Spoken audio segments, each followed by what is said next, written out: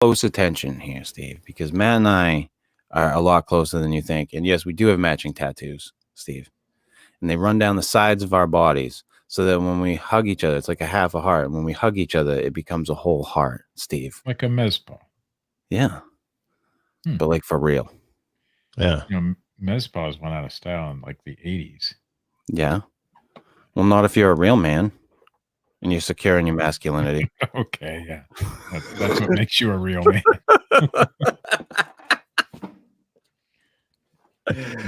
Yeah. No, I signed him a friendship bracelet. Steve, what's wrong with that? It is, whatever. I didn't get one, but you didn't ask for one. You're not supposed to ask for a friendship bracelet. Do you want a friendship bracelet, Steve? No. All right, then I won't send you one. Yeah. I also have his name in calligraphy on my lower back. Yeah. I'm a little more secretive. I put Matt's birthday in numbers around my nipple.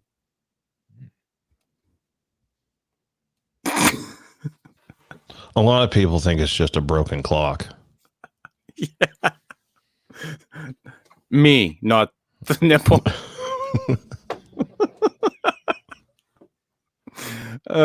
Steve, you doing okay, buddy? Oh, I'm fine. Yeah. All right. Life is a bowl of cherries. Right now? Yeah. Awesome. Right. Yeah, well, Steve, I can't help you all the time, buddy. I can't be there for you as, your spiritual advisor, I can't do this all the time. That's all right. All right. Why don't we mute, Steve, and then we'll begin the program. The program.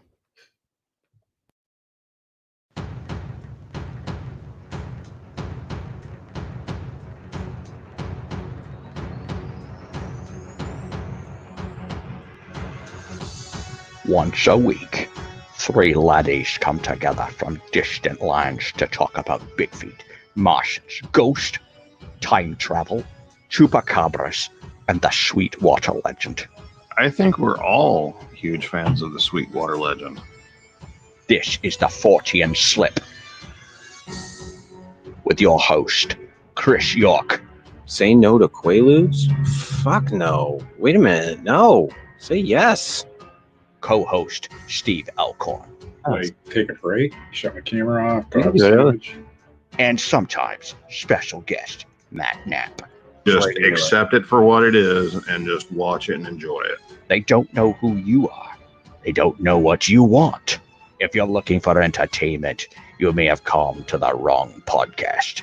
But what they do have is a very particular set of skills. There are no cows. No cows? No. No cows were harmed in the making of this incident.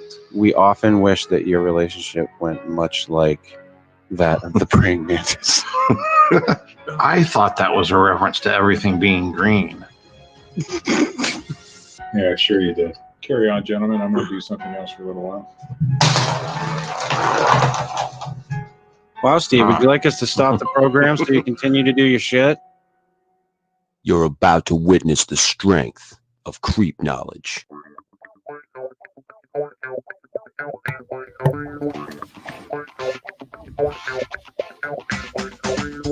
Hello, everybody, and welcome, excuse me, to the Fortean Slip, episode 135. Harold Shipman. Yeah. Ever heard about Harold Shipman there, Steve? No. Never heard about the man, the myth, I think the legend. Bell. He was a naughty boy, Steve. He was a naughty boy. Okay. Naughty boy. Over this past week, I don't know, I didn't talk about it last week on the show, I don't think. Everything's kind of running together. Everything blends. Yeah. Right now. I watched How to Fix a Drug Scandal. No, I didn't fucking try to figure out how to fix a drug scandal, Steve. I watched a documentary called How to Fix a Drug Scandal. I was going to say, was that like a PowerPoint presentation? Yeah. They're like, Chris, this is how you get out of this. And I was like, but it was a lot of cocaine. No, so I'd been hearing all kinds of shit about this how to fix a drug scandal, how to fix a fucking drug scandal. You gotta check out how to fix a drug scandal. And so one of these nights here, I was up late and I started the fucking thing at like midnight. I didn't stop. I plowed right the fuck through. There's like 4 episodes. They're all about an hour long, I think. And holy fuck, this all took place in like Massachusetts. And Massachusetts, to kind of set this up, and I will try not to spoil as little as possible for everybody. Yeah, but to we set got this, a lot of listeners. That's right. We have so many listeners.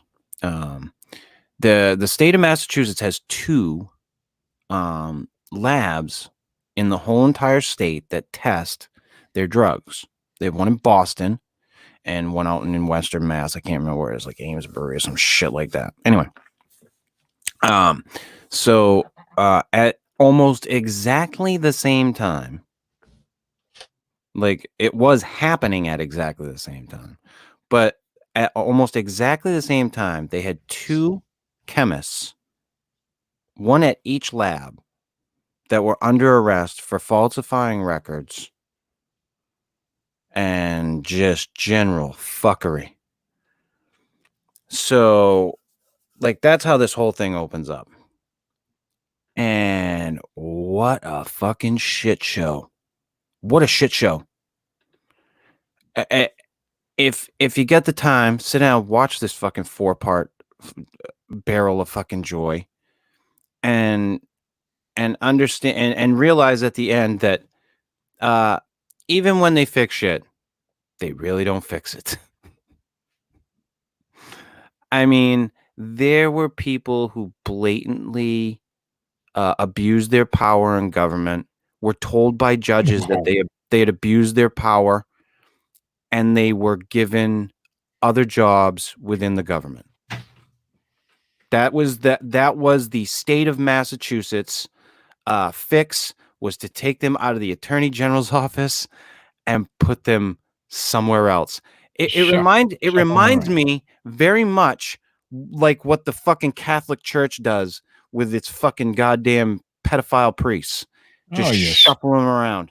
Yeah, you screwed a little boy over at this church, we'll send you to the other parish. Yeah, it is very, very fucking similar in the way, just this whole, well, that's over. We just shoved her over there. I mean, there were a couple of useless fucking cunts that just, I mean, you watch their testimony in court, and the guy asked him, did you think that maybe when you did this, that this was that you were, doing the wrong thing? And that, nope. Just blatantly, just fuck you, nope. I'm watching this, I was just like, what the fuck? It was just, I'm telling you, if you get the time, sit down and watch this fucking thing. It is amazing what the fuck happened. What they allowed to happen. B, the fact that it can that it could have happened. It just unreal. Take some fucking time and watch that shit. I would watch it if it were a 3-part series, but 4 is a little too much for you. 4 takes it a little too long. Yep. Yeah. That's why I couldn't get you to watch The Pharmacist. Did you ever watch McMillions? No. I did start watching. I think Katie did. I think Katie watched McMillions. Yes, I did. It was good. You fucking loved that thing, didn't you? Yeah. I enjoyed it greatly. Wasn't that that fucking, I can't remember the FBI agent's name. That motherfucker was so happy to be on camera. Yeah, he was. He was like the star of the fucking show. Yeah, and he loved it. He soaked every minute of it up. Oh my God. But what a fucking shit show that was. That fucking McMillions. You got to watch that, Steve, while it's free. You got to sit down. Is it more than a 3-part series? Yeah. Yes. It's really good, though. 3. It was really easy to watch. It was entertaining. Yeah, Steve. You know, and it's a part of history that got skimmed over. That's right, Steve. It got like it happened right before / after 9/11. So the court case kind of went unnoticed. So 9/11 was a cover-up for this McMillions. For McMillions, yeah, exactly. Yes. Steve, you're fucking falling right into it, buddy. I got it. Yeah. I'm up to speed. Yeah. In fact, I was watching something the other night, and somebody said something about, well, if somebody just offered you, $1 million, and I was like, fuck you! I ain't taking that shit. I watched McMillions. I ain't taking fucking money like that from somebody. Fuck that shit. All I could think about while I was watching it was just like all the times I would get McDonald's and just pray to get like Boardwalk or Park Place. Like I'd have like Boardwalk, I think, and I needed Park Place like every time. I was just like, Boardwalk was always easy. Yeah, they always made a couple of them that were just, everybody had them.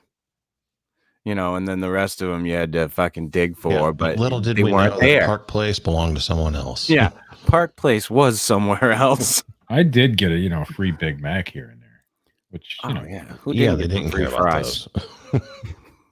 It's Sunday. Yeah, that dude wasn't going, hey man, I got a baggie here full of free hamburgers. Yeah. You like McFlurries? You like you some Big Macs there, buddy? Let me tell you something. I'll work out a deal with you, but I'm going to own your soul for the rest of your life. That's pretty much what McMillions was. Like, here, I'm going to give you $1 million or whatever the fuck the prize was, and I'm going to own you. Like, that whole docuseries, fucking crazy. Loved it, though. Loved it. Have you guys ever won anything? Yes. Have I ever won anything? Big prizes? Just a prize. I mean, yeah, like throw my old company under the bus. I won and I signed up for a raffle at the old company that I used to work for. And I won't say the name. And I did it as a goof because truth be known, I got fired from my last job, and I am more than fucking grateful that they fired me. If I could stand and take a piss off the roof as each one of my old bosses came out one by one and let urine dribble on their fucking faces in disgust, I would. I don't see why you can't do that. Along with, a few other people. But so this company that I worked for decided that for bonuses and everything, they would just cater to the redneck backwoods man.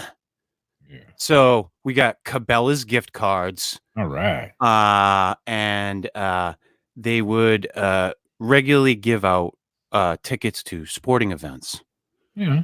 And NASCAR. Ooh.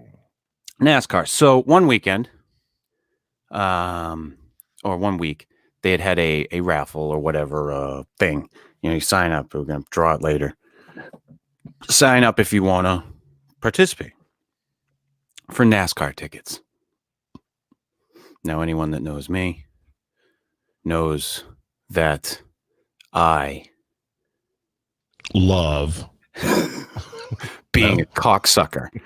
So I put my name in because I fucking hate NASCAR. And at this point, I had made it quite clear at the company that I thought that it was bullshit, that they couldn't get us just like a Visa gift card, or, they had to cater to this side, and I was just like, so I put my fucking name in, and lo and fucking behold, I won. Well, I had every intention of fucking selling them fucking things. Every fucking intention. That was why I did it. And right after I won the fucking tickets, I got called into the office.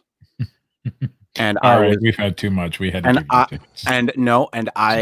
I was the very first person, by the way, to be told, the owners of the company do not want you to sell those tickets, Chris. If you would like to give them to someone else, you could do that. But, they do not want you to sell those tickets. I would have sold them anyhow. I fucking wish I did so fucking bad at this point. Like, I wished I'd have been like, fuck you, and done it anyway. But yeah, I won some NASCAR tickets that I wound up having to give away to somebody else because I don't fucking watch NASCAR. I won $100 from an instant thing on the internet from Schwann's ice cream. Look at you. $100. Look at I you. won a mini basketball. A what? A mini basketball. Ooh. But here's the deal. I won the mini basketball from ESPN. Wow. But how I won the mini basketball? You probably cheated. I did. Kind of. I didn't really cheat. I mean, there's no way to blow a cheat. media personality at ESPN. I mean, what? No. Okay, so they did like this thing where like you filled out the brackets for the entire March Madness basketball tournament, which is huge. Yeah. Okay. I don't know how many teams, but I would say like, more than 100. And I got it 98% right. You're just that good. Yeah. Well, what I did was I scoured popular basketball websites and wrote down all their picks. That's what I would have done. And just filled in the answers. And, the compilation of basketball experts were 98% right on March Madness that year.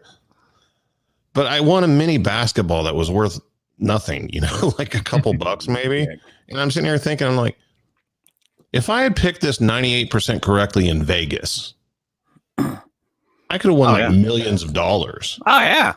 Like, all I get is a fucking basketball. That's it, man. For 98% correct. That's it. Seriously though, I want to just go back and this is the only time I'd like to thank my father for completely destroying my dreams when I was a kid. Like, as I was eating cereal, looking at the fucking, the sweepstakes shit. And he just looked at me across the table and said, nobody fucking wins those things, Chris. They do. And he was right.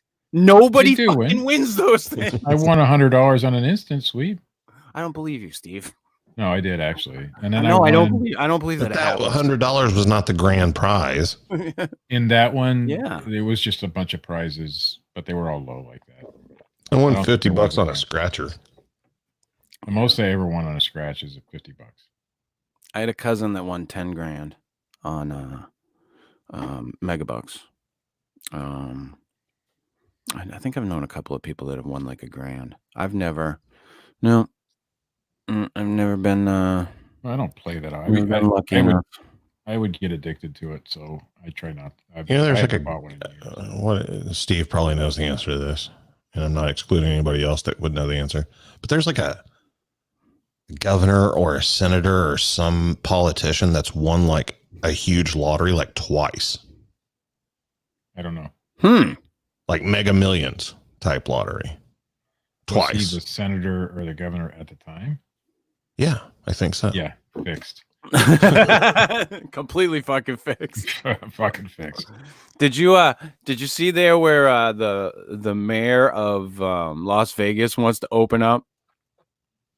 But and the governor and then they talk to the governor, and the governor's like, yeah, no. Fuck no. Like, this is what's hilarious about this whole thing is like no one can fucking agree on anything. They were protesting here in Tulsa. Yeah, in downtown Tulsa, you had protesters out there demanding that businesses open back up. Now, the funny thing about this protest was they were all driving around in cars and social distancing while they were protesting. So if you want the businesses open back up, why are you afraid to go protest together? Yeah. In most states, when they did the protests, they actually got out of their cars. But Yeah, not here. Yeah. No, I just thought it was funny that the mayor in Las Vegas is like, we need to open back up, and like, we can do it. It's not a big deal. And then they ask the governor, and he's like, yeah, no, that's not happening. Yeah, but you got to understand, Las Vegas is the entire economy of that state, pretty much. And Steve, we all get that. None of us are blind to that. Yeah, it's horrible. I mean, we understand that like businesses are going under, people are broke, they don't have ways to pay their bills. It's a horrible situation. And like, yeah, it would be great if places could open back up and people could go back to work. But yeah, you want to be broke or dead? I have mixed feelings on this whole thing anymore. I go back and forth on. Well, I've heard this is the second time. Like just today, I was listening to another doctor, who's been on the front lines in this, and who has said some controversial things. And the thing that he said that's controversial is that this slowing the curve is all it's doing. One of the things that he said in a piece was that we're not changing the amount of people that will die. We're just changing the dates. That's all we're doing. We're slowing the curve down so that it doesn't hit the fucking healthcare industry so hard that it overwhelms it, and it causes more destruction in its wake. But the other thing that he was talking about too was that it's promising at this point, because it looks like now that they're getting more antibody tests out there, that this has been around a little longer than we thought, and that there have been more people infected by it than we previously thought. The death rate is going to be a lot less than they thought it was. It's less than what they thought it was, but it's not as low as the flu still. Like, it's not going to be as low as that. They did the antibody testing in New York City, and I want to say they found that of the people tested, 13.9% had already had it and didn't even know it. Yeah, of the people that were. This was a couple days ago, so I don't know what the numbers are now. Yeah, Indiana did that testing this weekend too. Yeah, that means that the death rate in New York City, which is high, densely populated, turns out to be about 0.7%, which is still above the flu. Yeah. I mean, like, I think that doctor's correct. I think that this is not going to stop this from happening, because like he said, if we all stay inside, none of us have been exposed to the virus, then we release all the social distancing stuff, we all start going outside again, none of us have antibodies for it, so we just go out and fucking get it. I'm pretty sure I had it in February. Yeah, I was sick the whole month, and I know a few other people who claim, doctor thought I had bronchitis as an upper respiratory thing, and it lasted an entire month, and it was no fun. But it wasn't, the worst symptoms that people are talking about. It was just you didn't have the COVID toes. No, and I could taste things, which was good. But it seems like this thing affects everybody differently. Yeah, we're all sick of hearing about it too. Yeah, and we're not quite sick of talking about it though. Yeah, no, not yet. My name is Slim Shady. No, it's fucking Chris. The fuck's your problem, Steve? Jesus. But I don't know. I don't think it's as deadly as they believed in the beginning, obviously. But no, I think like I said, there's a lot of things that need to be looked at. Like, the people who think that it was an overreaction, the people that think that it was an underreaction, listen, it is what it is. Like, this is where we're at now. I think there was some overreaction in some areas of the country. Like, but when California shut down, they had one death. I mean, it wasn't, and they didn't really get where they thought they were going to, even though they were the first to shut down. You know what I mean? Yeah. So I don't know. But I mean, it's going to be interesting to see how it works out. But was it an overreaction? I don't know. Was it an underreaction? I don't know. All they got to do is send me another $1,200 and I'll forget the whole thing. And you're gonna forget all about it. Yeah. You got your first one? Oh yeah. So you're happy about that? Oh, there's still so much misinformation being spread around about it. Yeah. You know, like, well, that's I'll tell you right now, the media just loves to grab onto something and go right now. Hold on a second. I gotta take my Clorox hit. Yeah. Oh, don't. Just don't. Do not. I've turned just on like extra, last night. I've turned on extra lights in my room too, so I'm good to go. 2 nights ago, UV. There is a oh shit, a British guy that I was talking to, and he was talking about, well, you know, in Sweden, like, what's the deal with that? And I was like, what do you mean? He's like, well, in Sweden, they haven't had any deaths, and they're like all still walking around just fine. I'm like, shit, dude, there's been like over 2,000 deaths in Sweden. Like, what are you talking about? It will be interesting to hear the numbers when this is all done. See, the thing with Sweden is one of those countries that is taking the stance of we need to just let it run through the population. Like they're kind of like they have some guidelines going on, but they're because I was listening to this doctor that I was just talking about was talking about this exact thing, and he's like, I think he said that they're doing it a little crazier than what he would suggest. Like he doesn't think that they should go that balls deep crazy, hey, but like that they should have some restraint with it. But I don't know. It's going to be, like I said, it's going to be very, very interesting to see what happens. And, if they do let us all out and then the death rates spike, you're going to see a lot of people freak the fuck out. And that's exactly what happened with every other fucking huge virus that has come through is that they have, you have an initial thing.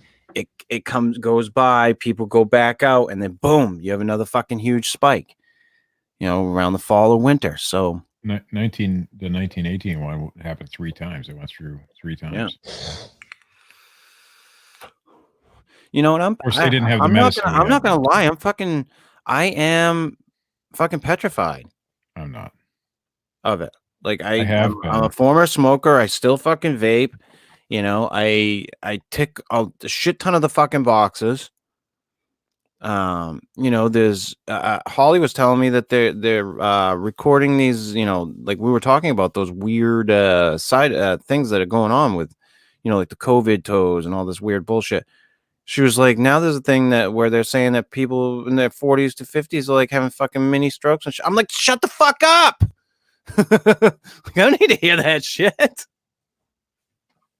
Like I'm fucking 40 something. Shut up. What is the COVID toes? I think I missed that one. You haven't seen the pictures of the COVID toes where the people get their toes get all red and shit? Huh. Yeah, COVID toes. I better check my toes, make sure. Check your toes, Bob. Could have some COVID toes. I would like them. I hope that they open this antibody type testing to everybody eventually. And I know to go back to work, you're going to eventually have to do something like that in some places. I know. Maybe if the war of the world, maybe if the war of the worlds happens now, though, we're going to be okay. Because this is the fucking disease that'll kill thing anyway. This disease will fucking kill the aliens. Martians invading? Yeah, fuck it. We got COVID. Well, yeah. Well, we just fucking go hang out with them. Here, have some fucking COVID. Shake their hands. Cough on them. Come here, motherfucker. Well, you know what I love about COVID is I haven't had to touch another human being except my wife in a long time. I like it. As far as shaking hands. You have Asperger's. Jesus fucking Christ. I did read where Jose Canseco is concerned about Bigfoot and the aliens having it because he hasn't heard from them. Well, when I look to the man of rationality and grounding, the voice that grounds America, I think fucking Jose Canseco. Well, yeah. I mean, think about it, Matt. And I'm not saying this out of the side of my cheek either. This is a man that fucking came out with the fucking baseball drug scandal years before. Yeah. He was just like, no, they're all fucking juicing. Yeah. And here's the thing. Cool. Everybody fucking hates him for it. Yeah, I don't get it. He was the only guy that came out and told the truth. Everybody fucking hates him for it. I think it's because whenever he was playing at his prime, he was the man, during that whole thing. Dude, he was with McGuire on the A's. Yeah. While he was the man, he banged Madonna. Yeah. When she was young and hot. Yeah. And not crazy. And whatever else she is now. So I think it's all just a bunch of haters, Yeah. I mean, he is an entertaining guy, Konsenko. Yeah. If you ask me. Some weird shit. Those guys from our era of watching baseball. I mean, I'm assuming you're in the same time frame as me, Matt. I would assume so. Doc Gooden, yes. the Rocket, Roger Clemens. Daryl never met a crack rock he didn't like strawberry. There you go, fucking good old Dale. God damn it! Oh, jeez, that man loved cocaine. Went to cocaine rehab like more times than he played baseball. Went to fucking cocaine rehab more times than Rick James went to cocaine. Yeah. More of his baseball career was spent in rehab. Oh, I thought you were going to say on cocaine. On cocaine. Holy fuck. I mean, that whole era of baseball, though, like, it was fucking wild. Just fucking wild. Yeah. You look back on it when we were watching it when we were kids, we were just mystified by it. I think, me personally, I was. Oh yeah. And now I look back on it, it's like, dude, it was a fucking goddamn. It was like a comedy show that they should put on fucking HBO. Yeah. Those guys ended up fucking it up for the later guys, though. Just fucking ruining it for fucking A-Rod and the rest of them. Yeah, you fucked it all up. But it was fun to watch back then. I mean, who didn't like watching Sosa and McGuire going after the fucking home just fucking thing? Cranking balls to Mars? It didn't matter that they were fucking juiced. You knew they were juiced. We all knew. On. We didn't give a fuck. We were just enjoying watching those fucking baseballs get fucking clocked, fucking nailing fucking airliners fucking flying by. Jesus Christ. It was the most insane time in baseball that awesome. I've ever remembered in my life was those two going after that. And they did it because nobody wanted to watch baseball anymore after the strike. That was why all that shit happened. Because that was the only thing I paid attention to in baseball at that time, because I gave the fuck up. I said, fuck you. After and there wasn't a baseball team owner, manager, whatever you want to call, whoever that didn't know and wasn't fully aware and supportive of it happening. Oh, yeah. It was good for baseball at the time. And if it would have stayed undercover. I'm pretty sure that the indigenous Sasquatch population is just people that they juiced too much from baseball and football. Probably so. It's just fucking big, hairy, ape-looking motherfuckers out in the woods. McGuire lately? I mean, McGuire was McGuire? Like, he became tiny. Well, he was tiny to begin with. And then he started juicing it. If you look at his rookie size card, of like a horse leg. Yeah. I think he had that U.S. Olympics rookie card. And then you look at that card, and then you look at, the subsequent cards through the years. He's like, there's no fucking way anybody didn't know. Just because of the amount of muscle that man put on a short amount of time, or whatever it is that you put on when you juice. Wow. It was a crazy time in baseball.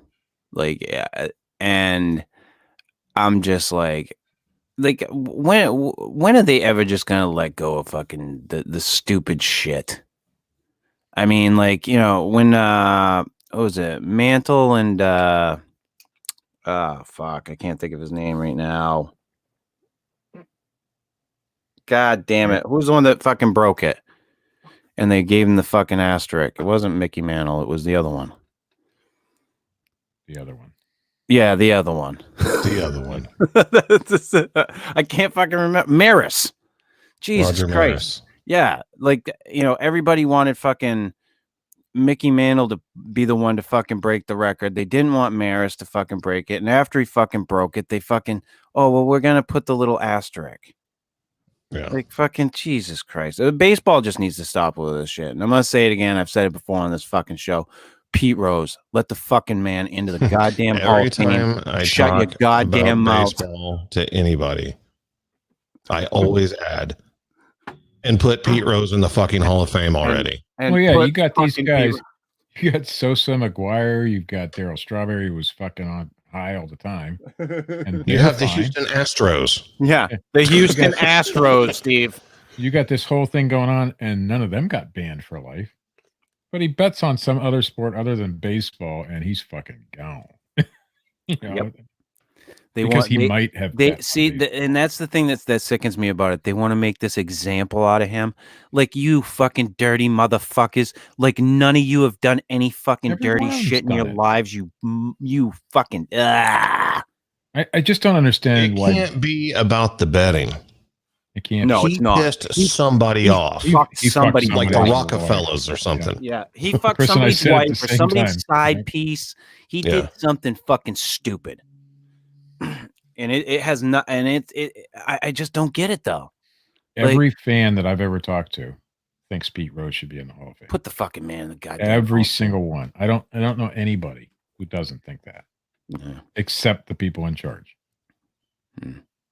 It's ridiculous. What do you guys think about fucking Step Brothers, fucking Brady and fucking? Oh my God! Don't just stop. I saw a meme today, but I don't know what it's about. So go ahead. Oh my start. God! Oh my God! Whenever the announcement happened, When are we gonna see the? Wait a minute, before you go into this, Matt. When are we gonna see the fucking the advertisement on TV of the two of them skipping through a fucking field of flowers? So what happened? I missed this. or just like a deep fake video of them during the love scene of Brokeback Mountain. That's what I want to see, because that's obviously what's taking place. And, due to the current situation of the pandemic, we're all on lockdown and everything. Yeah. Poor Leslie, man. She got like a 30-minute ranting whenever I heard the news about Gronkowski. All right, now I'm gonna have to Google it because I don't know what I was happened. like, are you fucking kidding me? So what happened, Steve, was in case you don't know, Tom Brady. I don't know. Yes, Tom Brady. Is he a 6-time Super Bowl winner, Matt? Something of that nature. Yeah. Anyway, he this year went to the Tampa Bay Buccaneers, correct? Right, I Matt? knew that. Okay. Yeah, instead of retiring like he should have, or staying with the Patriots, because he can't lift his hands because of all the Super Bowl rings he has. He's already in the history books as the greatest quarterback of all time. First year he can get in the Hall of Fame. He will get in the Hall of Fame. Refuses to hang it up and wants to go play for the Buccaneers. Yes. Right, I knew that part. And Gronk, this part I didn't know. Had retired. Yes. As far as anyone knew. How long? Didn't play last season. Didn't play last season. And it didn't look like he was going to play this season. Until. Wait, let me guess. Is he playing for the Buccaneers? What do you know? All of a sudden, the Brady's Patriots favorite traded target him to throw to. Who's retired. Did you see that video of Edelman doing other shit? When they took Edelman's head and put it on fucking Sandler. Jesus. Like, are you serious? Like, the guy, he retired and he's like, yeah, I'm just not in the health that I was. I'm not, I'm just, I've accomplished so much and all this. He's doing other things. He's making television appearances. He's throwing huge parties, like all this stuff. Wait, Brady's playing for the Buccaneers? Huh. Let's go. I think I could still play. Really? Why don't you just move the entire last Super Bowl winning team of the Patriots? Just have them all sign with the Buccaneers. Fucking right. What is it at this point? Like, I mean, are you going to hear like At some point, are you going to hear like, in a crazy historic trade, like the Buccaneers hire Coach Belichick? Like, at the last minute. yeah, like seriously? That'd be hilarious. I seeing all the fucking memes, and I have a couple of diehard Patriots fans who are probably like fucking still slamming their fucking heads against the wall about Or looking for real estate in Florida. Yeah, one of the fucking two. Jesus, it's just wow, crazy fucking times, you know. Like if you'd asked me before, hey, what's Brady gonna do? He's either gonna retire, or he's gonna stay in fucking New England. Yeah, like, that's a fucking no-brainer. Yeah, if he wants to play, he's staying home. Then I woke up one morning and I went, what fucking Mandela effect world am I fucking living in? Yeah, Jesus fucking Christ. Brady the Buccaneer is up and down. Like, holy shit. And then this player for the Buccaneers had Brady's number. And so like they made a big deal how you like gave the number to Brady. Like he had a choice. Yeah. Brady just signed. Like, guess what? Yeah. You're losing your number. Fuck you. Brady gets your number, your wife, your dog, whatever Brady wants, he gets. Yeah. Brady just walks into people's houses all willy-nilly. Yeah. This is mine. That's the other thing too. It's like, okay, Tom Brady walked into somebody's house over the weekend. Who gives a fuck? Like, it's all over Facebook. He accidentally walked into somebody's house. If Tom Brady walked into my house, I might be okay with that. Yeah, like the dude was the dude was not unhappy with it, you know, for one. Tom Brady the in my house, fucking cool. I don't like the guy. I saw an article where the Tampa Bay Buccaneers quarterback said he was proud to be replaced by Brady. Of course he is. Well, he knows. They were like, here's a couple $100,000. Just shut your mouth. Yeah. Brady's coming to play. Shut your fucking mouth. You want that ring? You want it or not? You want that fucking Super Bowl ring? We got Gronk, motherfucker. Yeah. Just gonna get you some high quality H2O. Yeah. Jesus. Listen, this is, like I said, this is a quasi fucking world we're in right now. I don't even understand it. The only hope I hold on to, and this is horrible, but it's the knowledge that first snap of the season, somebody could like break Brady's chest bone. You know, Gronk could bust a femur in half. Like, yeah, now what, bitches? Yeah, have a good season, Bucks. Yeah. So I got to tell you this little Tampa Bay Buccaneers story of my own. Oh, okay. Want to hear it? When I was a little kid, my parents didn't have a lot of money. They go to secondhand stores and shit. That's how we got our Christmas presents. No wonder that's where you shop. Yeah. So my mom thought she was really smart buying me this NFL sweatshirt. It turned out to be the Tampa Bay Buccaneers. And I'm like, this isn't even a football team. I didn't. They weren't. They were basically an XFL team. Who? That was the worst gift I ever had. And was that in my mind as a kid? That had to have been like the old Tampa Bay Buccaneers with like the white and orange with the big flowery pirate hat guy. Yeah. big late, probably early 80s. So late 70s style type. Yeah. Shit that was going on there. Yeah. I was so pissed. So Steve, for the record, I have not received a stimulus check yet. However, However, the way shit's selling for me on eBay, I'm getting a stimulus check. It's just not mine. I'm telling you, it doesn't matter. You can throw shit at the wall right now. Well, that's what. Listen, this past week, I listed over 70 new items onto my, and my sales have been they've been great. So I gave myself a goal that this week I want another 100 up before the end of the week. Because like I told you before, I've been sitting on all this old inventory and just doing nothing with it. And it's like, fuck it. They opened up the number of listings I can have. So I said, fuck it, let's just do it. But excuse me. But it's crazy to me. Like I have not yet received a stimulus check. I don't know if I will or not. I mean, I filed my taxes and everything, but a lot of people haven't. My but daughter got a presidential letter in the mail about her stimulus check. I did not get one of those yet. okay, yeah. What's And that it said we deposited to such and such account when she because no check was in there. Just said that you're getting one, and it was The issued letter already. said, "This is the best letter ever. It's a really great, fantastic letter. I've been told by experts that this letter is the best letter ever written. This will be the best deposit Perfect. that has ever been deposited ever in the depositing." It was the perfect deposit. Anyway, so she goes to that IRS website where you can see where your stimulus check is. And it said that hers was deposited into such and such account, and they gave the last four numbers. The last four numbers are her social security card. So where the fuck they deposited her money, I have no idea. Wow. And then so she checked her fiance's, and his was the same. Like, did you guys file taxes last year? Yeah. Did they file through like one of the tax sites? I have no idea how they did. He runs a business, so I'm sure they have.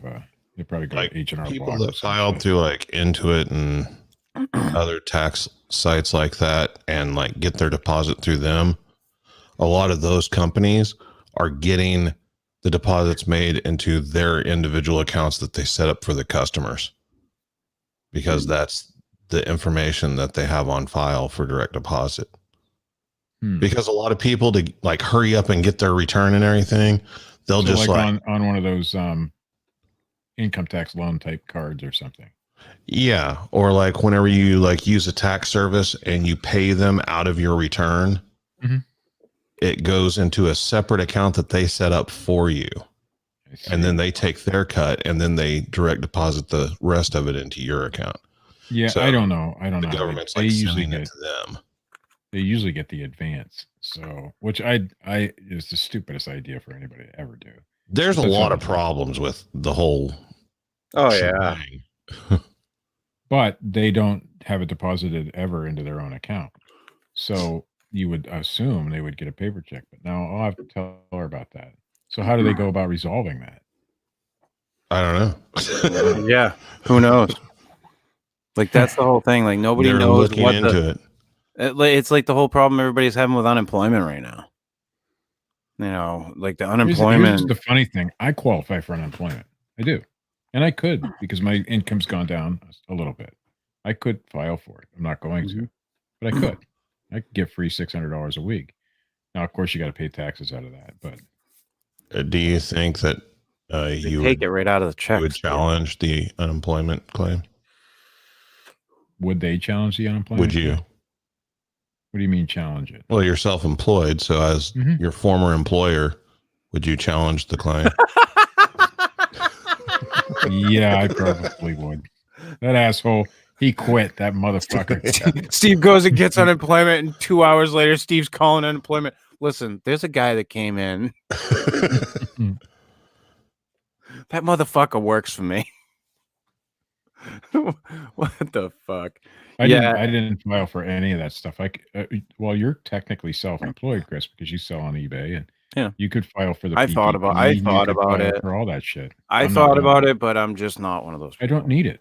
No, you know, I don't need it. So I'm gonna let people who do. It's like the Harvard. Systems, the system's too taxed as it is right now. I don't need to be adding to the fucking problem. You know, I'll be happy. Listen, I'll be happy if I get my fucking stimulus, which I doubt I fucking will, but I'll be happy if I fucking get it. Other than that, you know, I'm just like, whatever. Let's just get through this. Let's fucking figure out a way to get through this so that we're all fucking at the end. And it's the least amount of people fucking dead from it. You know, I mean, that's the brass tacks. You know, that's what we all want. We want the least amount of fucking people dead at the end. You know, it's a sad fact, but it's the fact. You know, I don't like the idea of it. I don't think anybody likes the idea of it, but it is. Well, there's going to come a time.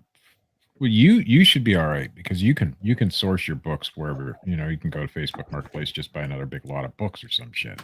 Yeah. You know, I can't do that with type of things I buy. So my income is eventually going to go away. Yours may stay the same. I don't know. You know, Well, it depends on how well I'm able to get out this summer. Like I intended a majority of my new inventory to come this summer from yard sale. I have a feeling that it's gonna. Oh, you'll probably be required to wear a mask in public or some shit like that. Which And I you'll already be able have to go one. out and do what you normally do. Yeah. I can I wear mean, anytime I've gone out, I do have one on anyway. But I mean, yeah, I've been wearing them. It is what it is at this point. I mean, like we're stuck in it, and we just gotta wait for the information to come out. Like everybody, that's the other thing that people need to stop fucking jumping to conclusions. The media needs to fucking cut the shit. Like that's one of the big things that I think needs to happen. Is the media just needs to cut the shit. Just let the information come out as it needs to come out. Like when they figure shit out, let us know. Then the media doesn't need to be sitting there fucking speculating, and getting everybody fucking worried. The media is the one that told us the death rate is going to double every 2 days. And of course that never happened. But they kept on with that even after the facts and figures started coming in that it wasn't true. Yeah. And I bet you they still keep on with that kind of narrative because the more bad news is the better for their Well, ratings. they're still doing the same shit they were doing before this ever took place too. Sure. Yeah. I'm just, the whole thing and like we were talking about last week with the televangelists, like that bullshit, which sickens me to no end. It's like, Jesus, if fucking Jesus actually came back at this point, like I would hope that he would Kill Bill his way across the fucking United States through televangelists. Like seriously, just fucking rip them to fucking shreds. I gotta say one more thing about the media. We all knew when Tom Hanks got COVID. We all knew it. Tom Hanks and his wife. But they were really slow to report the fact that he fucking recovered. That's the problem with the media right there. Yeah. We know he recovered because he was on Saturday Night Live and all that bullshit. Oh, no. That's a fake Tom Hanks. Oh. Steve, you didn't hear about that? That's one of his clones. That's the Tom Hanks clone. The reptilian clone? No, because Tom Hanks is actually he is under house arrest with the entire rest of Hollywood. Yeah. They all have ankle bracelets on. If you go to Facebook right now and start scrolling, it's the big QAnon pedophile sting. I will guarantee you will come across pictures of a few different Hollywood elites with ankle bracelets on, and a post saying that they are under house arrest and that this whole thing is just a big smoke screen so that none of us know that all these people in Hollywood have to be under house arrest because they're all pedophiles, Steve. Every one of them? Because, instead of like arresting people and putting them in jail for being pedophiles, we just put an ankle bracelet on them and make them stay in their house. Create a false narrative. Yes, for the entire world. Yes. That's how crazy these tinfoil hat cunts have gotten. How many Hollywood elite have you seen posting videos on the internet from their homes? Yeah, all of them. Exactly. Everybody. Why would they be doing that? Because they're on house arrest. Exactly. They're not quarantined. No. Because they are Hollywood elite. They don't have to be quarantined. That's right. But they do. It has to be house arrest. I saw somebody on Facebook posting about how they think that the whole stimulus check thing is a big hoax because they don't know anybody that's gotten any. Maybe we're just paid off by the. I mean, I got mine, so maybe I'm just paid off by the government to say I got. You're just a government shill, Steve. So I got $1,200 to claim that I got $1,200. I got paid to say I got $1,200. No, you got a gun in your face to say you got $1,200. You're part of it, Steve. I don't have a safe word. No, I don't care. You're part of it. I haven't gotten my stimulus, so I'm not. Matt, I'm not a part of this fucking Matt, conspiracy. are you a part of it too, or no? I will be eventually. I got mine. Oh shit! Yeah, Katie. Yeah, I don't know if I can associate. Katie's a Bigfoot hoaxer, though. Look at her picture. Can't trust anything she says. Fucking MK Davis gonna break that down for us later. Oh, jeez. What the fuck? Dude, I'm telling you what, I have never seen like a firestorm go through the Bigfoot community like about this fucking MK Davis bullshit this past couple of weeks. Like, Yeah. what the I fuck? stand with Bob. I stand with SpongeBob. I do, anyway. I mean, I have a picture of Bob. I don't want to hear anybody ever bitch at me about clickbaiting or using viral news to gain clicks, or I don't want to hear any of it. okay. I stand with Bob. And Jay. Silent Bob. Jay and Bob? Anybody remotely associated with the Bigfoot world is like doing a show, writing an article, writing a blog, posting a picture, something to get hits off of this. It's a slow news week, month, year. There's only one other thing in the news. COVID? Yeah, they got to talk about something. Yeah. So some hoaxer, It's known a distraction hoaxer, from has COVID. been known to hoax for a long time, comes up with the massacre theory that's been around for how many years now? Oh, geez. Yeah. At least 10. Yeah. And it's important because why? Yeah.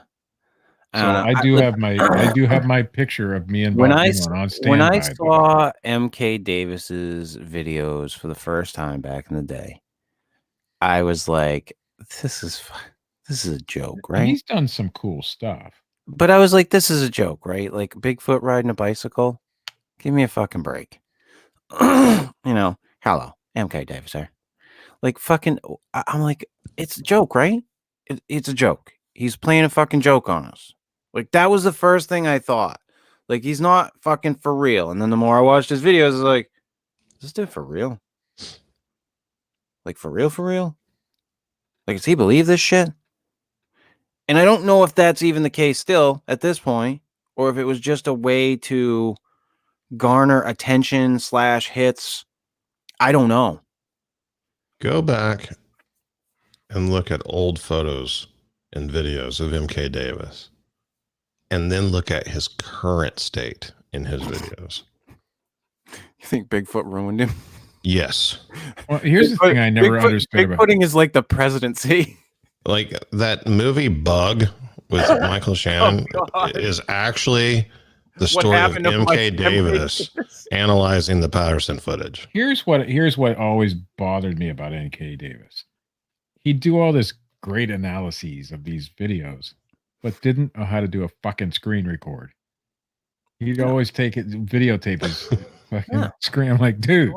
So what do you do it? Steve. Well, I mean, okay, so like you have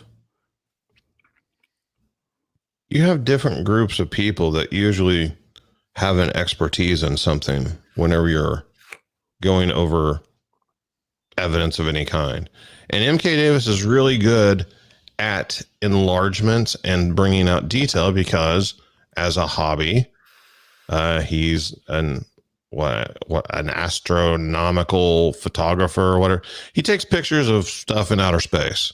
Correct. And to see those things, you have to enhance them and blow them up really big and everything. But it doesn't you're not going to get any more detail than what's originally recorded to begin with.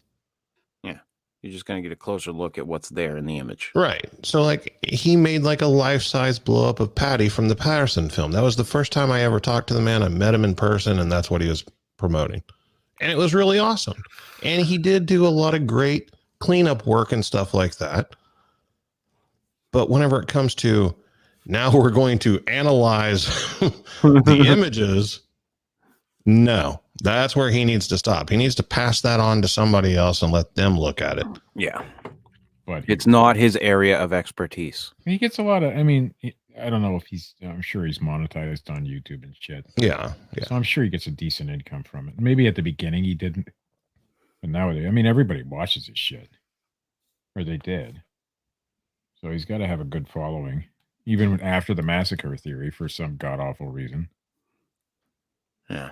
I don't understand the whole thing. I really don't. I don't get it. Like, we can barely see that it's a real Bigfoot in that video, right? Let alone killing 16 or whatever it was they were supposed to. We can't really see that.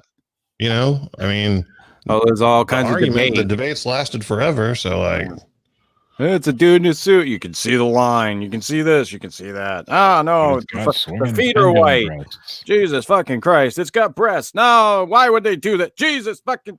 The whole fucking thing is just up, down, sideways. Like, we'll never know. whenever MK Davis got his hands on a particular set of stills that had been put into digital copies by other researchers at high quality for him to use, I was helping him analyze stuff and look at stuff and look at the images and everything. And he called me one day and wanted me to look at a sequence of the film that he had cleaned up. And during this sequence, it's part of her famous walk. There's like a hair or a scratch or something on the film. Some sort of artifact. Hemorrhoid thing. No. MK Davis tells me, now this artifact only appears in one frame. And MK was on the phone with me telling me, having me look at this as he's talking to me and explaining to me how first he thought she had stepped on a stick and the stick broke and came into frame.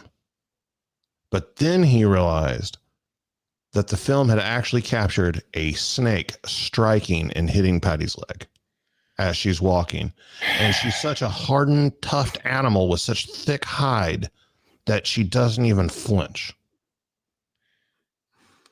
How many snake species do you think are in the Bluff Creek area? I'm going to guess very few. In the fall. I'm going to guess even less. And snakes that would strike. How many of those? Yeah. Vipers of some kind, like anything. Listen, any animal that gets struck by a snake stand in the way of a Bigfoot trumping through a creek bed. Not only that, but any creature that gets struck by a snake is going to react to it. Yeah. Like, I don't care how hardened it is. But there's no way possible. I mean, that's not high speed film. It's the exact opposite. You're not going to capture a snake strike at whatever it was, whatever it is, 300 feet away or whatever. In one frame. In one frame. You would expect it to at least be in a couple of frames. Something. Yeah. Anything. And it was at that point, after arguing with him on the phone about it, that I was like, I just can't help this guy anymore. Maybe. And I watched the downward spiral continue from there. Yeah. I mean, the blood stuff at the time, he made videos about it, about how for some reason, whenever you're in Photoshop, you use a red filter and you get rid of the other colors because red brings out more detail than the other colors. So you get rid of green and blue or whatever, and you just use the red. And whenever he put the red filter on it, he said that it now showed blood everywhere. Because red, I mean, well, yeah. Sounds logical. Yeah. It's just like going to the site and spraying luminol, man. Yeah. Just like it. Well, now they're saying he didn't alter any of the images. He made videos about how he altered them. Like, he did instructional videos using the Patterson film as an example of how he did it. Yeah.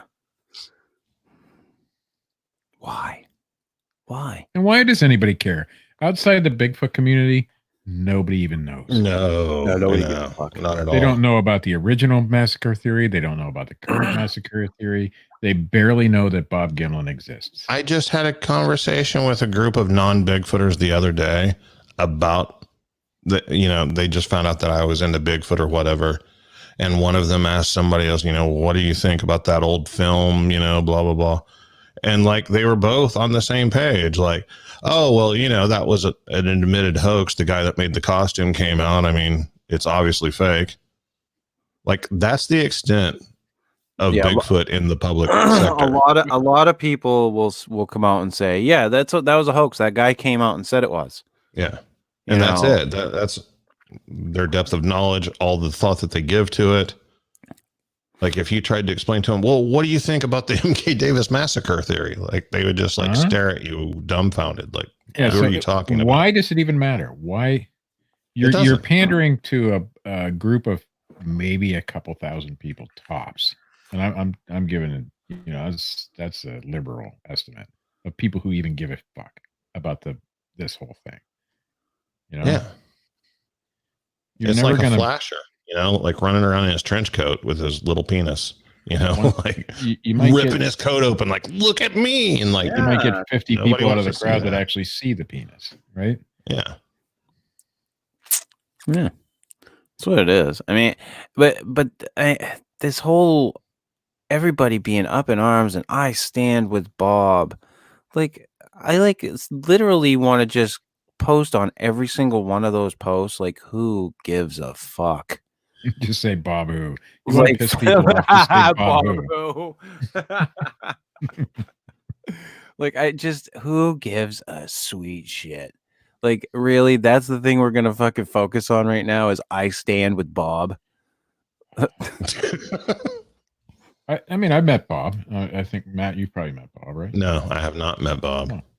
Seems to be a nice old man. You know, I believe what he has to say, but he's not a demigod. No. I'm not saying he's a liar. He's or not anything being like that. persecuted either. Right. Some guy said something and everybody's taking it way too far. Yeah. People are fucking crazy. Do I think Bob's gone off the deep end since, you know, the last time I talked to him? Yeah. You know, he's gone and hung out with some weird. Hey, I don't give a fuck. I'm not. You better not be able to be found, you know, on the internet, Steve. If you're going to be making comments like that. Yeah, I sit with Bob, but I'm not sure I'm ready to stand yet. Oh, so on bar stools? You know, he's probably a good, fun guy to drink with if I were to drink. Yeah. Seriously, I mean, people take this.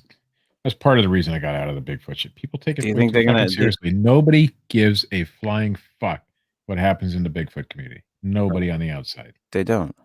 Not a single person. Do you think they're going to kill us with the vaccine for COVID, Steve? Maybe that's part of the whole thing.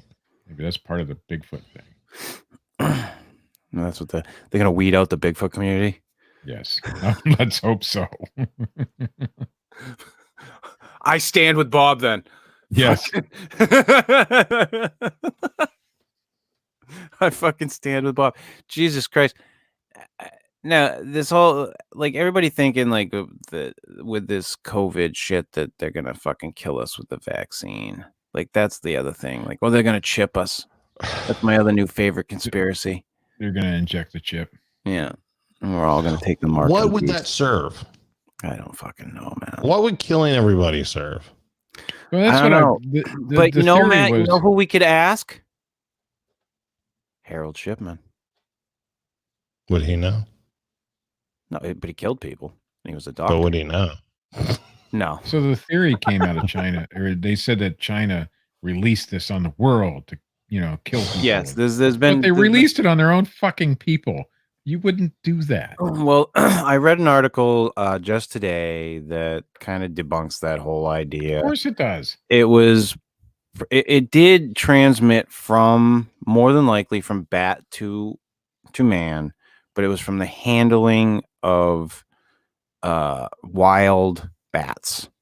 I don't believe it was from anyone eating the bat or whatnot. The whole wet market thing has pretty much been debunked. Yeah, I don't think it was from that. But I mean, what I heard, what seems to be more logical is it was a mishandling at the laboratory, but I haven't got into. Well, they said that it didn't follow the like statistically it didn't follow that, and it doesn't look like it was that. If it had happened that way, that's from what I read on it was a PBS or an NPR article that I read on it today about it. But maybe they're just government shills. I don't know, Steve. I don't know what the fuck I don't know what to think anymore. I don't know. Everything's a fucking conspiracy. My name says it, you know, they probably did do that. Yeah. So, if my name says it, well, then fuck it. China did this on purpose. Sure. Why not? Because, we don't buy any of their product. They're, killing off all the Americans. But there have killing been our customers is a brilliant plan. But And workers as well. There have been people who have done shit like this. It is not in history. Yeah, they're called terrorists. It is not the perfect weapon. There's lots of movies about it. Listen, in the chat, which I'm not supposed to read, but I am. Okay. Cody Chris says it's the perfect weapon. Bullshit. It kills random. The perfect weapon has a 0.7% death rate. Fucking perfect. Goddamn perfect. What? Did we kill him yet? No, it's only got a 0.7. We got to infect him at least like 100 and something more times. I mean, it just doesn't make any sense. Could you weaponize a virus? Absolutely. But then when you weaponize a virus, you have no control over where it goes, and it would make no sense to do it. Yeah. Zero. Well, it's being pumped by the same people that think chemtrails are a thing. Where are all those chemtrails? I still haven't seen any in weeks. I mean, it doesn't matter. This isn't a chemtrail show. It's not a coronavirus show either, but we're talking about it. But I'm just saying, for chemtrails to be a real thing, I mean, think about the whole logistics of it, the process of the manufacturing, the knowledge of it, building the storage compartments on the airplanes, like the release devices, everything, the weight that it would add to an airplane, like everything. There would have to be thousands and thousands of people involved in keeping this secret. And then they're releasing something that does harm on who knows who, because it's in the air, so it can go anywhere. I mean, like, you could release it over Oklahoma and the jet stream could carry it to an entirely different state in a different part of the country. And you're killing your own family and your own friends. And if the government's involved, that's your voters that you're killing. I've changed my mind. My name says certain people get inoculated, so it doesn't kill them. So it doesn't matter where it goes. If you're inoculated, it doesn't matter. You won't die. Oh yeah, because you only inoculate the rich people because they're the ones that are going to go and like farm and grow food and like and they're going to make the fucking coffee for the rich people. Yeah. The rich people are going to watch the rich people. Fluoride too. That damned fluoride. Jesus, people just don't fucking think about things at all. Like at all. Are there conspiracies out there? Things? Fuck yes. Fuck yeah, but is any of that stuff real? Fuck no. No. It's fun to talk about. Yeah. But to get to the story of the night, and I figured since we were talking about a lot about the fucking COVID shit and viruses and doctors and everybody, like doctors and nurses are looked at like they're heroes right now, and then a lot I would say probably a great many of them are out there. And anybody wearing a doctor's outfit and appearing on a Facebook video is considered an expert, because they must be a doctor because they say so, and they're wearing the attire of a doctor. That's right. And that's what you got to do in today's day and age. Scrubs and a video camera. That's all you need. Just saying. Yeah, check the credentials. But I had come across. For a long time now, I've been obsessed. Not like obsessed. I don't sit around all day thinking about it, but I watch a lot of stuff with serial killers and murderers, and I just don't understand like the mechanisms in the brain that have why these people do the things that they do. And I'd come across Harold Shipman.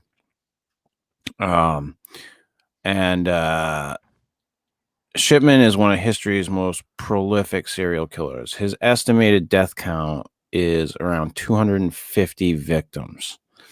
But the fact that he was a trusted family doctor makes him truly terrifying.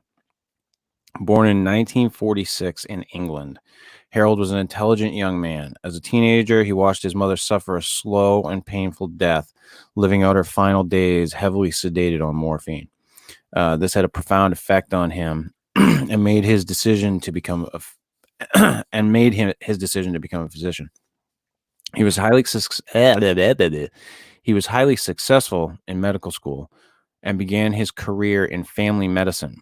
But in the 70s, he was caught forging prescriptions for his own personal drug addiction. He had become addicted to opiates, like severely.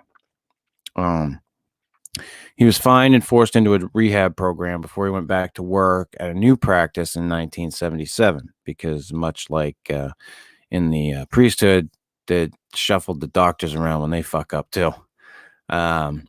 His checkered past was eventually forgotten, and through the 80s and 90s, he was a beloved local doctor, eventually opening his own private practice where most of his patients were the elderly locals of his community.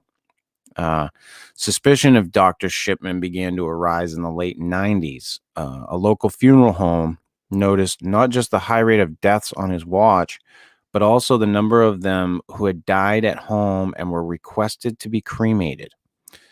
They went to the police and they launched a small investigation. Just a few months later, a local taxi driver also came forward suspicious of Shipman. This investigation did not amount to any charges. Dr. Shipman was able to produce documentation and office records to justify these deaths and his involvement as their doctor.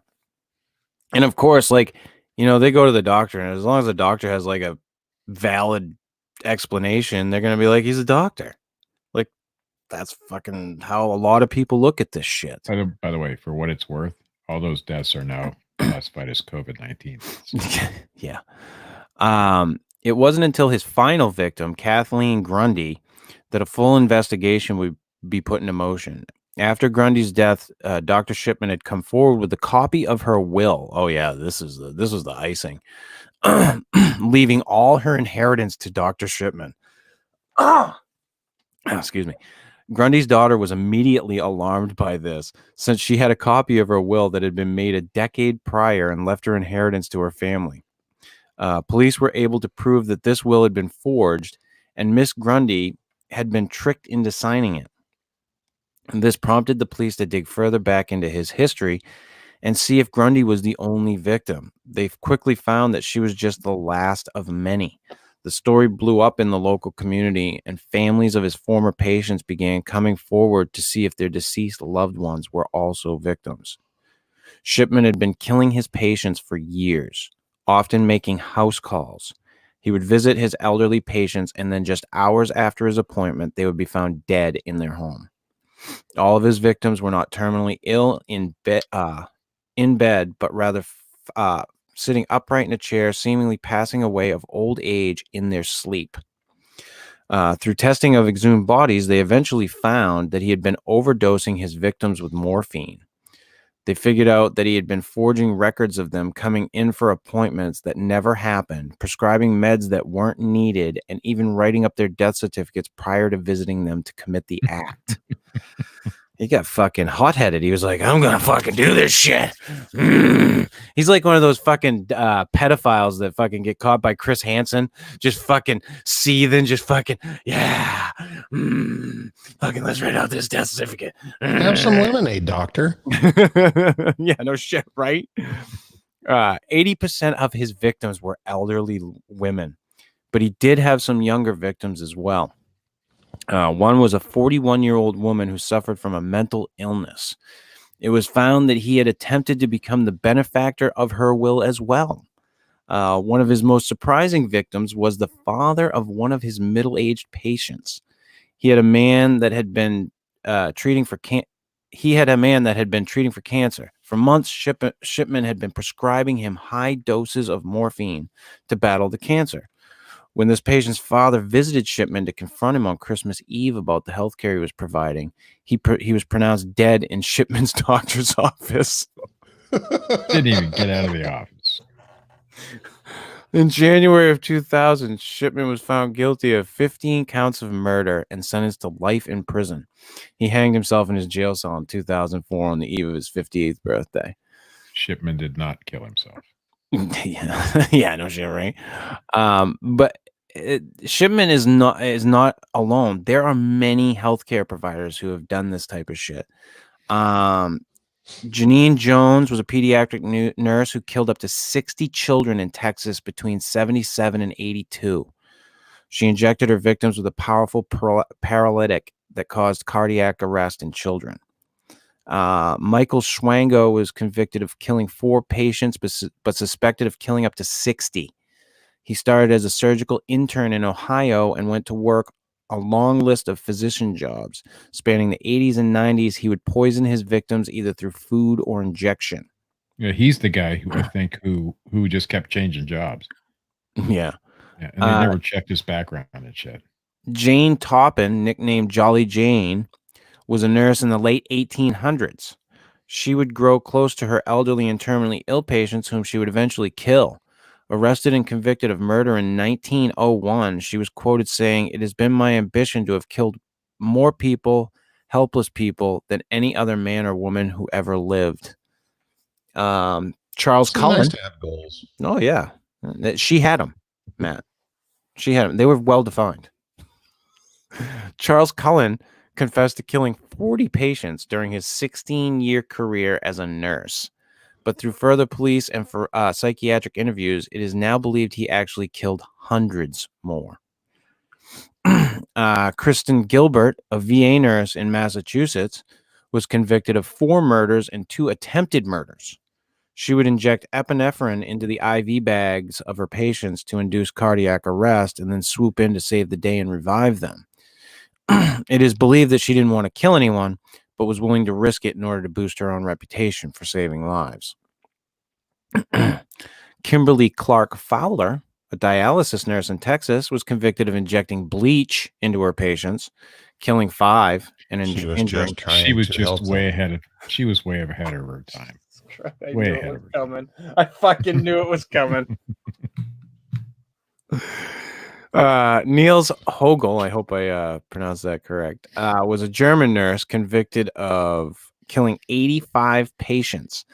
But while in prison, he confessed to killing more, prompting a deeper dive into his history. It is believed he killed up to 300 people over 15 years.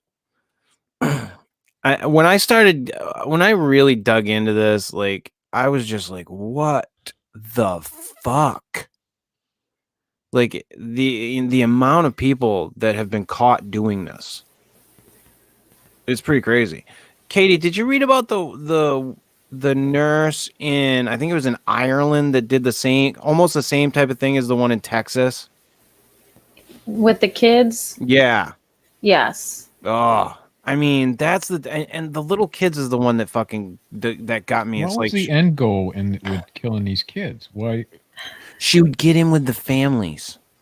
Like they would like praise her for like trying to save their child, because she was there with them during this horrible time. Like, damn it, people, I haven't read the news in months. Jeez almighty, people. Go ahead.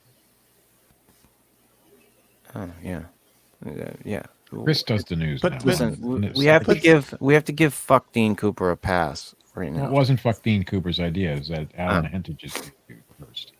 And now they're all just talking about it. We don't talk about him. So, like, the Shipman deal, though. Yeah. Here's the deal. If a non-relative leaves you everything in their will, and that happens more than once, yeah, and you happen to be the last person that saw them alive, yeah, something is probably amiss. Not necessarily. You might be able to get away with that shit once, but you shouldn't be able to get away with it twice. Matt, are you trying to tell me that you don't need to be Sherlock Holmes to solve this mystery? That's what I'm saying. And this wasn't the 1800s. Well, that's why he got caught. Honestly, that was the first time. Well, technically the second time he had tried to do that. That first lady with the mental illness was the first time he had tried to do that. And he talked her into doing that in his office and helped her make the paperwork. But she went home to her husband and told him about it. And he undid all of it. So he still killed her under the assumption that he was going to get her stuff. But he didn't, because the husband knew about it. What a fucking prick. So when he got caught, that was really only his second attempt at trying to get. So, but the rest of the people that Shipman killed, he wasn't. Yeah, correct. He just killed them for the fuck of it. But the dad, And who he was like, I'm going to go give him a piece of my mind. And then, like, he died right here in my office. I don't know. It's Well, yeah, and he falsified records to show that he had been a patient of his. Like he went back in his records and made appointments to make it look like he had been coming to see him for his own healthcare issues, which wasn't true. And wasn't he using like his patients to write his own prescriptions for his drugs? Yes, he'd prescribe them more than what they needed, only give them part of it and keep the rest. And take the rest, yeah. Yeah. It's crazy how some of these, like you look into that how to fix a drug scandal, like that one of the chemists, she was just taking the drugs right from the fucking, like taking them, doing fucking cocaine and fucking meth right in the fucking lab. Like crazy shit. You know, but you see like Shipman and a lot of these like healthcare providers, especially the doctors, like it harkens me back to that documentary I just watched, the pharmacist, that fucking doctor that was doing that shit down in New Orleans. She was just as fucked up on the fucking drugs she was prescribing to people as they were. And, you know, you see her now, it's fucking blatantly obvious. Blatantly fucking obvious. Take it from somebody who used to fucking be just totaled on fucking opiates. I mean, we've talked about it, in different areas. I mean, whether it be doctors, nurses, law enforcement, judges, politicians. Unfortunately, these type people can still find themselves in positions of power and in jobs that heavily depend on trust. Yep. Yeah. I mean, just because you're a psychotic killer doesn't make you an idiot. You can still get a job as a doctor. Yep. You can get degrees. You can get elected as an official. You can get on law enforcement. You can be a judge. Yeah. And still be a fucked up person. Yeah. Could be a podcast host. And the funny thing is, like, especially with like doctors, is most times what you'll hear from like law enforcement people is they'll be like, well, they're the doctor. Yeah. Like we thought we could trust them. They're the doctor. They took an oath. Let me tell you about my children's doctor. I won't mention her name, but she had her own practice for years. First, she was in a practice with other doctors, and then she got her own practice. Wonderful doctor, great doctor. When my son was in his car accident, she did a house call, which doctors don't do that shit anymore. But it turns out that her doctor's office was above her apartment, so she lived in the basement of the building, and the doctor's office was above that. Her house was crawling with roaches and it was filth, and that's the doctor's office right above it. She got shut down, of course. Yeah. So just because somebody is, gets that kind of degree and are wonderful doctor, they can be a wonderful doctor. Doesn't mean they're wonderful people. Yeah, and actually, when I was doing my research, I could have came up with a whole nother page worth of examples. I mean, there's just so many nurses and doctors that have went this route, but there were a lot of them too that they didn't kill their patients, but they were murderers outside of their practice. So they killed their loved ones or friends, or they were committed murders in other aspects of their life other than their healthcare. But still, they were respected physicians. Yeah. And would go about in their everyday life and kill people. And like I was saying, like most people are just like, well, he's the doctor or she's the doctor. They don't question it. Like that's the person of responsibility. Well, you've had doctors be convicted of being pedophiles too. Yeah.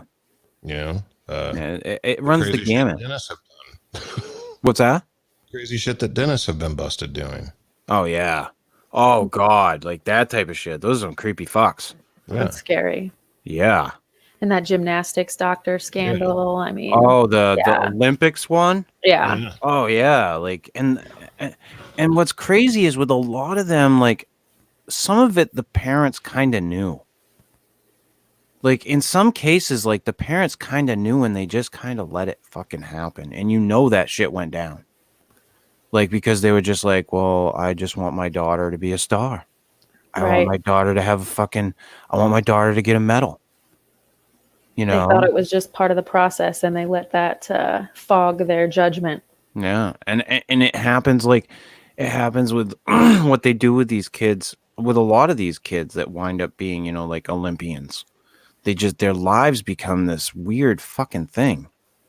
I don't understand that whole thing. I don't understand that parent-child drive thing that happens there. I don't know. Like I didn't wind up having a kid that was like, I need to do this thing. I didn't get that. Clay was a phenomenal baseball pitcher when he was younger. I wish he would have stuck with it, but he decided not to. Mm-hmm. But I told myself I'm not going to be that parent. So I wasn't up in the stands yelling and screaming and yelling at the fucking umpires and all that bullshit, even if I thought they were wrong, because that's not the kind of parent I wanted to be. Maybe I should have a little bit. Maybe he would have stuck with it. But, I had to make a conscious decision not to do that shit. And some of these parents don't, Yeah. and they don't care. I think people get too attached to it. They get too into something that's not theirs. They're living through their kid. My son played baseball with and football. Great quarterback, but he was raised to be a quarterback. From the day he was born. Yeah. The school that he played for, the school's district that he was in, sucked at football. He was a great quarterback, but nobody else was that good. So they lost every game. His dad changed his schools so that he could have a better team. And that's the kind of parent. Great guy. I mean, outside of sports, I get along with the guy. I talk to him, but he's that kind of parent. Yeah, and there's people that's what matters. It's like and I mean, it is what it is. Anybody can have a kid, and people can put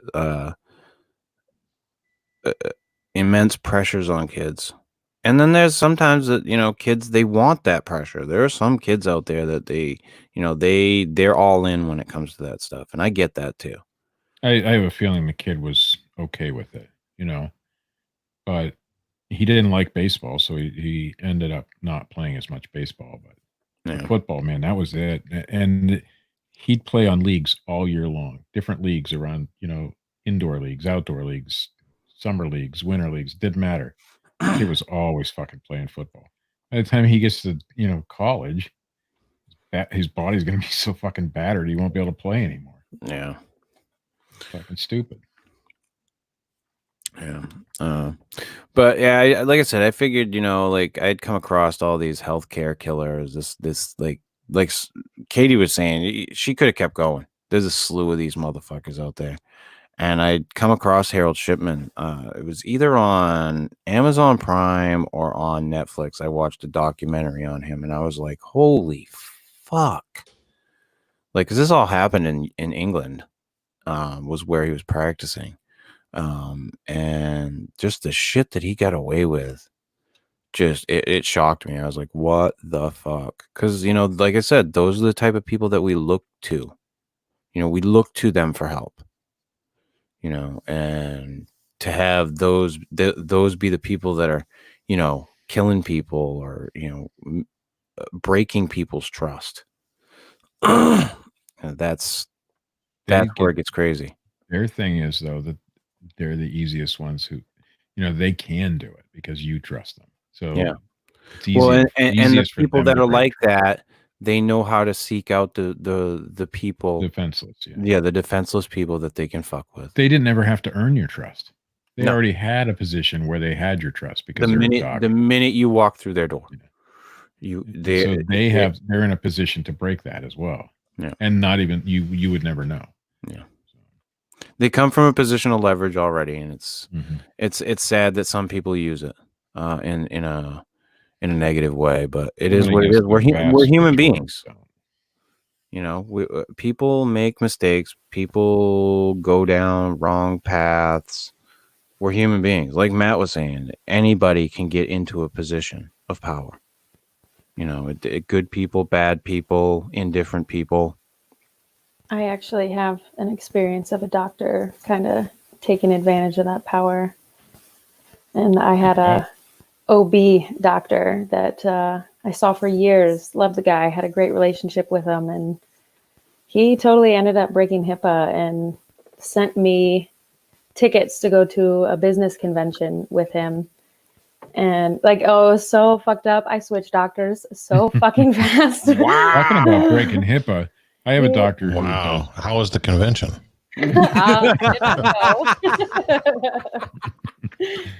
we had a doctor who my wife would go and I would go. I'm not going to name him, but he also seen other people from her work, and he would tell us all about their symptoms and problems, And I'm like, dude, HIPAA, dude, HIPAA. Well, I didn't they're not say giving you a name, it's not breaking HIPAA. The only reason, no, we got names. Oh, geez. Okay, never mind. When I was, and this is a whole kind of a hilarious story. When I was in the midst of my opiate, just fun time, fucking happy hour, I was getting from one of the local pharmacies, of course, and then my first wife had found out like what was going on, so she called the pharmacy because as far as she had known, I wasn't getting my prescriptions anymore.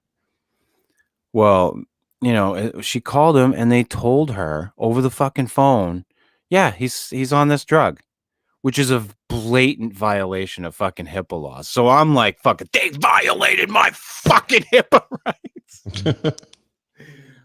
So I called an attorney like right off the fucking bat, like fucking. I call an attorney. He's like, "Did you get it recorded?" And I'm like, "No." And he's like, "You talked to her on the phone, the woman that did this, and she admitted to it, and you didn't get it recorded?" I'm like, "Yeah, no." And he's like, "Yeah, you fucked." I would have called back and then got her. But I was like, "You motherfuckers, I'm gonna own that." Most doctors are really good about HIPAA, but there are some out there who just don't give a flying fuck. No, the reason I kept going back to that doctor, even though I know he told everybody about my conditions, is because he was a good fucking doctor. Because he gave you and good he took pills. the pain away. So, another profession that falls into this category, while it's not about committing murder or anything, is teachers. Oh yeah, like there's been teachers can numerous instances of teachers violating codes of conduct, especially whenever it comes to sexual intercourse with students. Oh yeah, and not even that. I think one of the bigger things that is overlooked is the amount of mental abuse that some teachers can give to kids. Oh, I had one that did it to Clay. Yeah, really bad. I had teachers in school that did it to me. So what happened was Clay had bad teeth. I couldn't get him to go to the dentist. I'd have to drag and kept kicking and screaming. So I gave up, so his teeth got a little bit bad. They called children's services on him. Fine. I got his teeth fixed. So this teacher was not happy with the fact that I got his teeth fixed because she wanted to keep she harassed him every day in school. He's special education, but she called him retarded and she did a lot of stupid things. It was a speech teacher. How the fuck did she get away with that? I have no idea. So one day he goes to school with his fingernails painted purple or something. He was over at my sister's house and mostly girls over there. So my nephew and then 3 girls, I think, at the time. So he's getting his fingernails painted because, that's what the girls did. She called fucking children's services on me again because he had painted fingernails. It was right there in the fucking report. And then he colored his hair and that was in the report. I'm like, are you fucking stupid? And so I called the school and man, did I bitch, and I never call the school, because if Clay got in trouble or something, it's generally Clay's fault. I just shame her on fucking social media now. Listen, my son was exploring his, his feminine side. No, he wasn't even doing that. He was just hanging out with the kids, his cousins. So, she works with special education children all the time. And here he didn't tell me until after this whole thing about her calling him retarded and all that stuff. And I'm like, that woman should not be a teacher. If she can't handle, and Clay can be a handful. I mean, even today, he's been a handful. No. So, your boy? Sure. Oh, wait till you hear the latest. But here's the deal. Whenever it comes to special needs kids and adults and everything else, guess who gets those jobs? Yeah. It's the people that, you don't want to have those jobs usually, because those are the jobs that nobody wants. Hey, And if I could remember her name right now, I would say it on air. I used to, when I worked at Walmart years ago, they had a program where they would bring in people with special needs, and they would have like a handler with them. And bar none, those handlers were never what I would call, and I'm not trying to like judge people based on class or anything, but none of them were top shelf people. Like they were, people with problems. You'd watch these people trying to deal with, these special needs individuals and their issues that they have in public as they're working. And I was just like, because I at one point I worked in the receiving department, and I had this kid that came in every week. He'd come in a couple days a week with his little handler, and he'd help me. Like I would give him, he'd come over. What do you need me to do next, Chris? And I'd give him, a task, and he'd go do it, whatever. And I'd just work with him, a couple of times a week, and always a good guy. But he'd like, and he was always like one of those guys. He wanted to come up and give you a hug, and that was against policy, and every time he'd do it, they'd holler at him, of course, it's like, I'd just be like, whatever, because I grew up with friggin' kids in my school or whatever. Like I grew up with dealing with that shit when I was younger. So like, it was no big deal. But yeah, exactly what you're saying. Like these people that wind up taking care of them, they're not always the best of people. And they have issues too, and they're going through things. So I have a cousin who has Downs, and it's not easy. No, to handle. No, one, and then you're talking about like a group of 30. Yeah, and like the reason I know this is because at a local high school here, my mom is in charge of the special needs kids. Yeah. She has no teaching degree. She has any sort of college degree. She didn't go to college.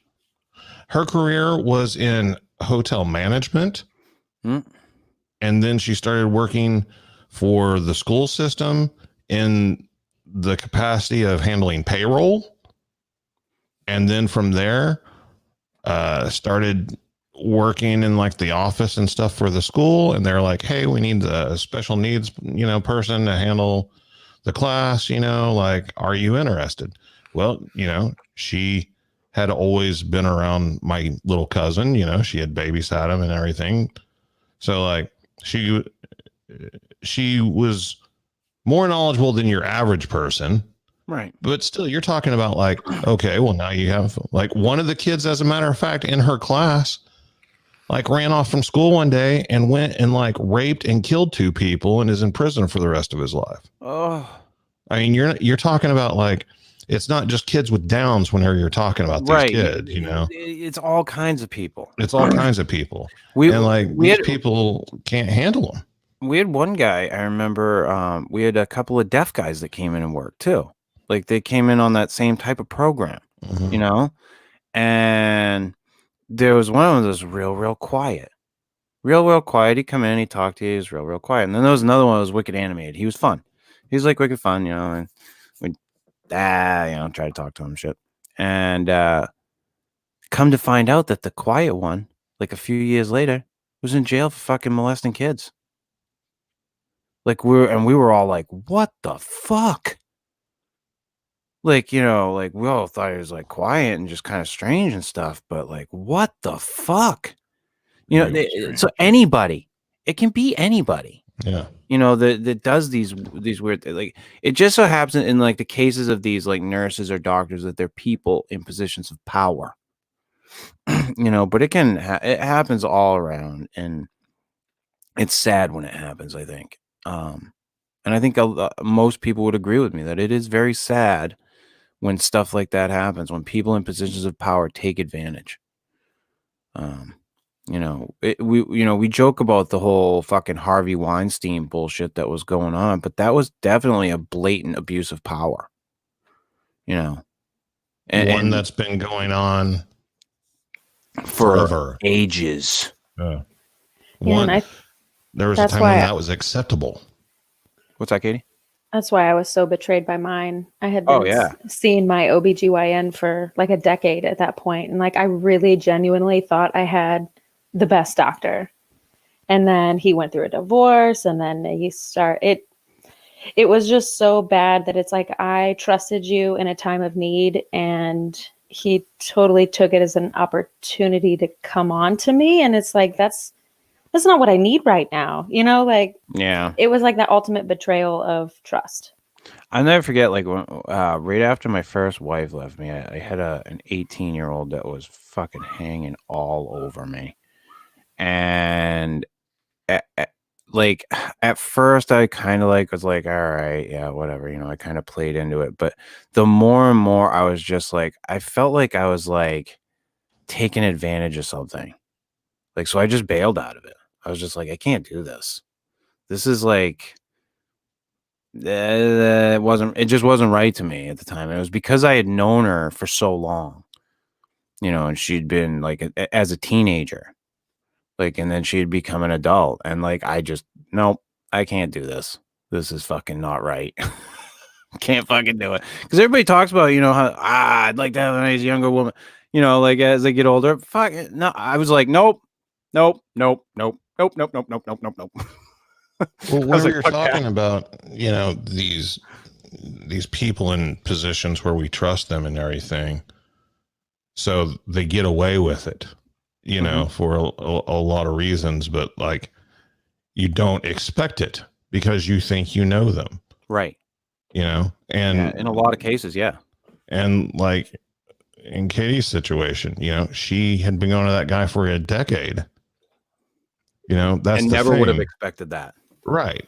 It just goes to show you that like these people that we trust and that we interact with on a somewhat regular basis in our lives, the interaction we have with them is very limited, and we really don't know them. Oh, they're human. And people can change. Yeah. On top of that. So, you know, a lot of times you always hear about serial killers, you know, it's the guy next door. I never would have known it. You know, he was the nicest guy. Like, how many times do you hear that in these cases? A lot. Every time. Every single You know, I'd see him, I'd wave at him every time he was mowing his lawn. Well, you didn't know the guy. Yep.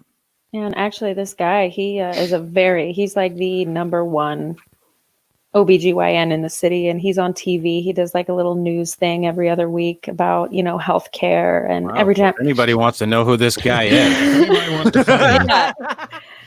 Anytime That's I out see of him the on bag. TV, it just makes me sick. I look at him and I'm like, man, but I didn't do anything. I just changed doctors, you know? Yeah. which Well, is I the mean, right thing to do, really. Yeah. You're right. he didn't made commit a the wrong crime. move, Katie. You made the correct one. Yeah. It was definitely jarring though. I was really Oh, yeah. disappointed, you know, like I didn't, and it's crazy because he was a good looking young guy. It's not like he was a bucket of yuck coming on to me. It wasn't a Harvey Weinstein thing, Right. Bucket of you yuck. know. That one on the back pocket. He was a good looking guy, but I had like a mental breakdown in his office, like, truth be told, and he from there on out used that as like an in, you know. Yeah. Well, yeah, he's not a very good guy. Exactly. It was Maybe a it was great hurtful. doctor, but not a good guy. Right. Yeah. Yeah. But I mean, hey, I grew up with, you know, the two doctors that were in my hometown, which neither one of them have a family practice. One of them's passed away, and the other one basically got forced out. They created the drug problem in the area. Created it. You know, people they just kept prescribing fucking opiates over and over. My first wife called my doctor, one of the guys. He's not working anymore as a family practice. He works somewhere else. And she told him he's abusing the fucking pills. So he set up an appointment to talk to me, and I told him, yeah. And he decided that we would just lower the dosage.